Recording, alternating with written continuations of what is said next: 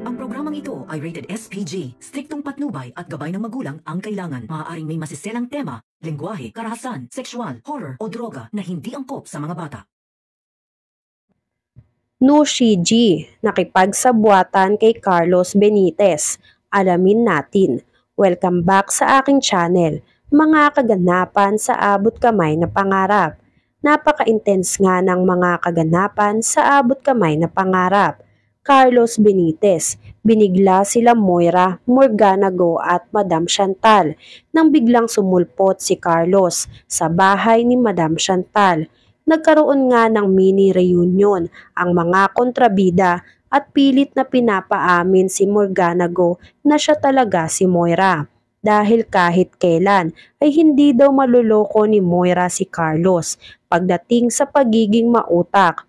Dahil pareho lang si Carlos at si Moira ng ginawa na nagpanggap para makatakas sa batas.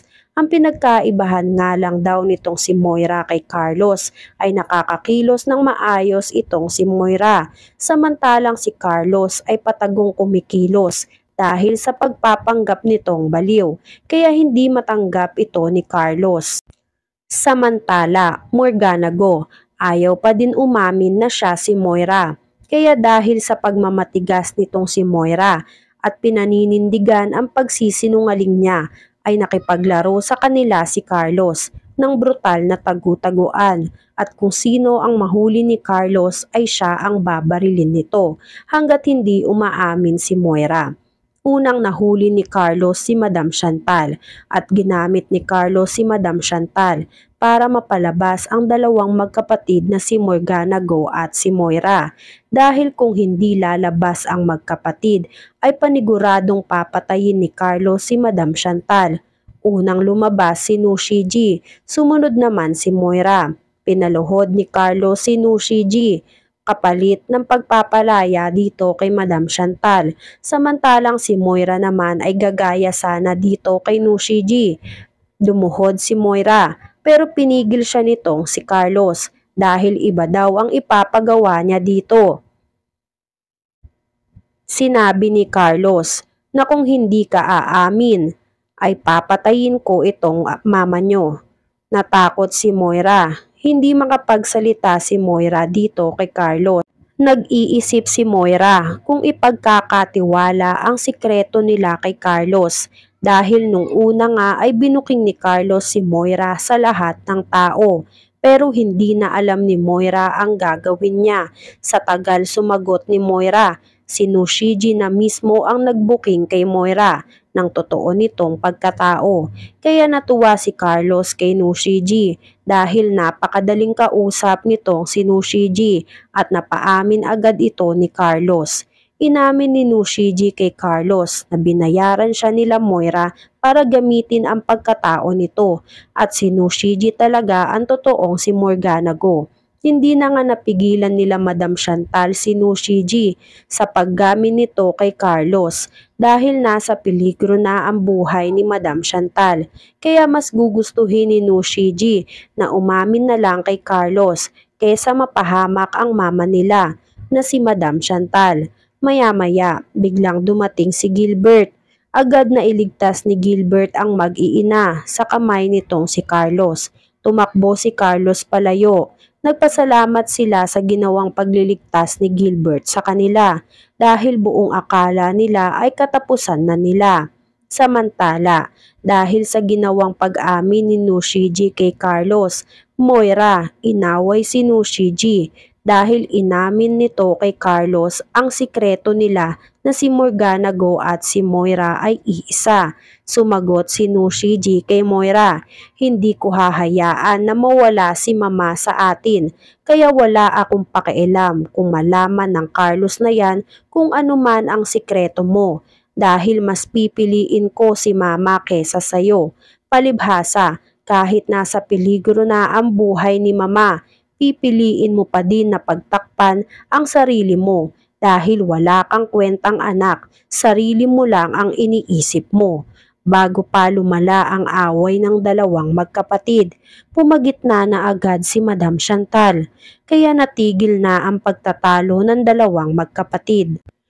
Kinabukasan, napag-alaman ni Moira na sasali si Lynette sa dating na ipapalaro sa opening ng Moira Rotaquio Women's Center.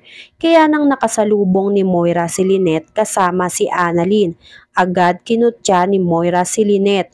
Sinabi ni Moira, "Sasali ka dun sa dating game?" Hay naku Lynette, baka sabihin ng mga tao naghahanap ka pa ng lalaki. Diba naanakan ka na nga. Dahil sa sit sa tabil ng bibig nitong si Moira, palaban na sumagot si Lynette. Lumapit ito kay Morgana. "Anong sabi mo? Ulitin mo nga yung sinabi mo." Agad namang inawat ni Annalyn ang nanay Lynette niya. Sa pagsagot dito kay Morgana, sumagot si Morgana at inulit ang sinabi niya. Sa galit ni Lynette at hindi nahahayaan na apihin pa silang mag-ina, ay nasampal ni Lynette si Morgana. Hindi nakapagsalita si Morgana sa ginawa ni Lynette dahil hindi lubos akalain ni Morgana na mapipikon si Lynette sa pangaasar niya dito. Sa kabilang banda, Chang Susan nagpunta sa East Ridge Medical Hospital para ipatingin ang bukol na nakapanito sa bandang gilid ng dibdib niya dahil na din sa sinabi ni Diwa na agapan na kung ano man ang tumutubo sa dibdib nitong si Chang Susan. Bago pa nga ito lumala. Pagtapos ng laboratory at ultrasound ni Chang Susan, umupo muna si Chang Susan sa labi ng East Ridge. Walang humpay na nagdasal si Chang Susan. Sa kalagayan niya ngayon, nagdadasal si Chang Susan. "Diyos ko po, alisin niyo po tong takot sa puso ko. Alam ko pong hindi niyo ako pababayaan. Sana ay maagapan pa kung anuman ang nararamdaman ko. Ayoko pa pong mawala sa mundo. Ayoko pang iwan ang apo kong si Annalyn." Maya-maya, biglang dumating si Doc Lindon. Inabot ni Doc Lindon kay Chang Susan ang resulta ng ultrasound at test ni Chang Susan. Kinabahan si Chang Susan sa naging resulta ng test niya. Tinanong ni Chang Susan kay Doc Lindon, "Mamamatay na po ba ako, Doc?" Sumagot si Doc Lindon, "Hindi, Chang Susan. Kinakailangan mo lang pong maoperahan para matanggal ang bukol na tumubo sa gilid ng dibdib mo para maagapan ang mga posibilidad na paglaki nito." Natakot si Chang Susan. Ayaw ni Chang Susan na makarating kay Lynette, lalong-lalo na kay Annalyn ang kondisyon niya sa ngayon. Kaya pinakiusapan ni Chang Susan si Lindon na kung maaari ay sa kanilang dalawa na lang ang naging resulta ng test at ultrasound nitong si Chang Susan. Dahil ayaw ni Chang Susan na mag-alala sila lalong-lalo na si Annalyn. Umayag naman si Lindon sa gustong mangyari ni Chang Susan na hindi sabihin kay Annalyn ang nararamdaman nitong si Chang Susan. Pagtapos ng pag-uusap ni Lindon at Chang Susan, bumalik na ng Apex si Chang Susan. Halos wala sa sarili si Chang Susan. Hindi alam ni Chang Susan ang gagawin kung sakaling maoperahan na siya. Natatakot si Chang Susan sa mga bagay na maaaring mangyari sa kanya. Samantala, oras na para pumili ni Robert ng makakadate niya dahil sa palarong pinalaro ni Doc Ray at Doc Katie na talaga namang plinano nitong si Morgana para mapalapit sa kanya muli itong si Robert. Sino kaya ang mapipili ni Robert? May plinano kaya si Morgana para siya ang mapili ni Robert?